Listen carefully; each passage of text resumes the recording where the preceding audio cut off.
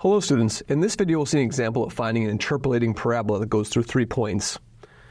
Given the points 1, 0, 2, 0, and 3, 2, find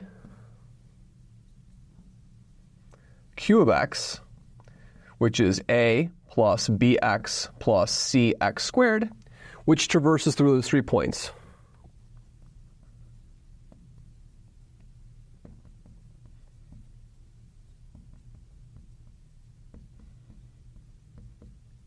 Okay. Now, this is exactly equivalent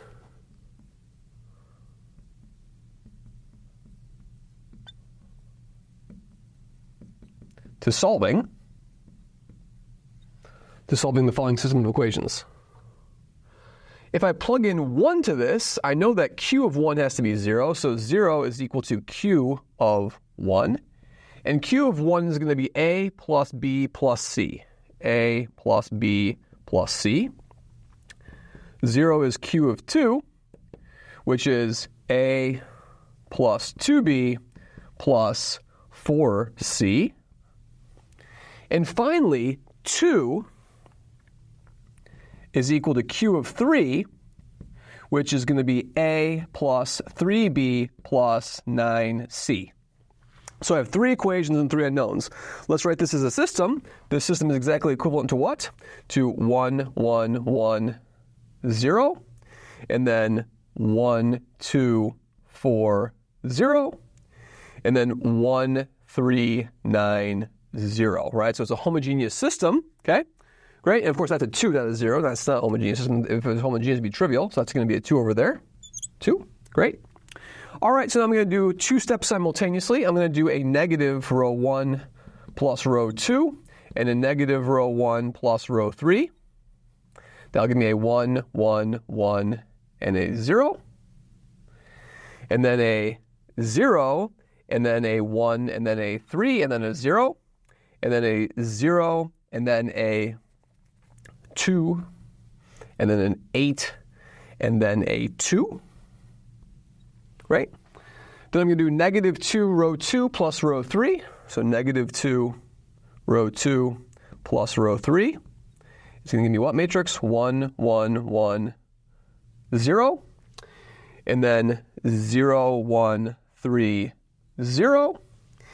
And then a 0, 0. And then if I do negative 2 row 2, it's going to turn to a 2.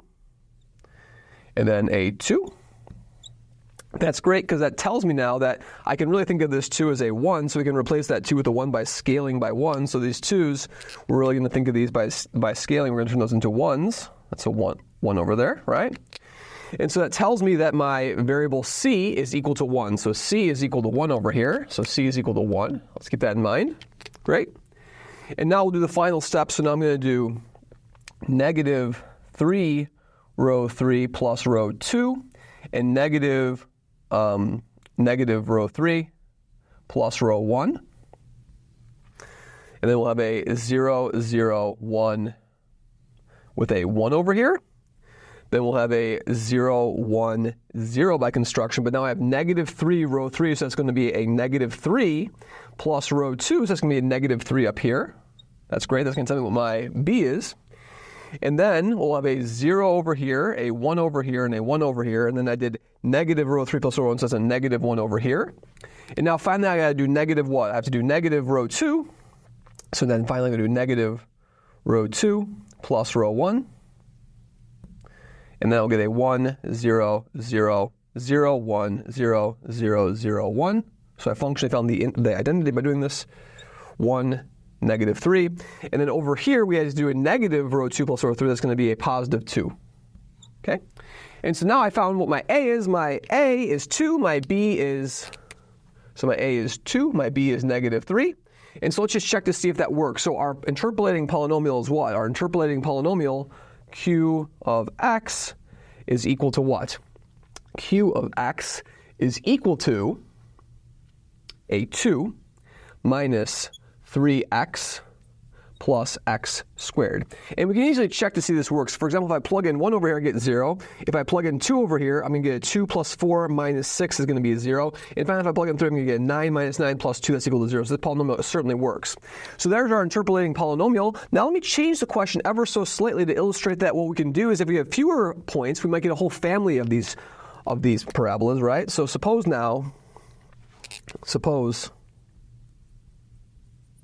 we only had 2 points.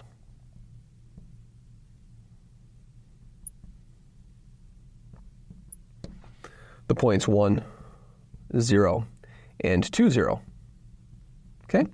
Then I would just have these first 2 equations over here. Then our matrix system would be what? Our matrix system would be a 1, 1, 1, 0, right? That's from my first equation over there. That would still be true. My second equation would be true. That'd be a 1, a 2, and a 4, and a 0. Now this is a homogeneous system, right? And if I did negative row 1 plus row 2, that would be a 1, 1, 1, 0. And then a 0, and then a 1, and then a 3, okay? 0.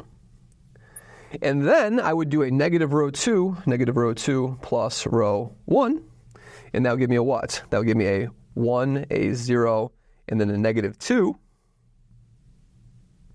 0, 0, 1, and then a 3. And now my z variable over, or my c variable over here is my free variable. So c is free, okay? And so what this tells me, if I let c be equal to a parameter t, this tells me that x is equal to 2t, y is equal to negative 3t, and z, so these are going to be a, b's, and c's, of course. These are going to be a, b's, and c's, not x's and y's, as typically they're written as. That's going to be a, and b, and c is equal to t, right? Great. And so now, what can I say? So now, we can say that for any choice of these parameters over here, for any choice of t, that will go through those particular points, right? So in other words, those points will, for any value of t, this parabola over here, so the parabola q sub t of x, which is 2t over here, and then a minus 3t x, and then plus t x squared, we'll go through those 2 points over here. So there's a 1-parameter family for any t in R, for any t in R. That will go through those points. So now I have a 1-parameter family of parabolas that goes to the points 1, 1, and 2, 0. So if there are fewer equations than there are degrees of freedom in the polynomial, then you'll have multiple parameters of polynomials that will satisfy those equations. If you have more points than the number of degrees of freedom in the polynomial, the number of coefficients, then you may not have a solution unless it's a very particular form. Thank you very much.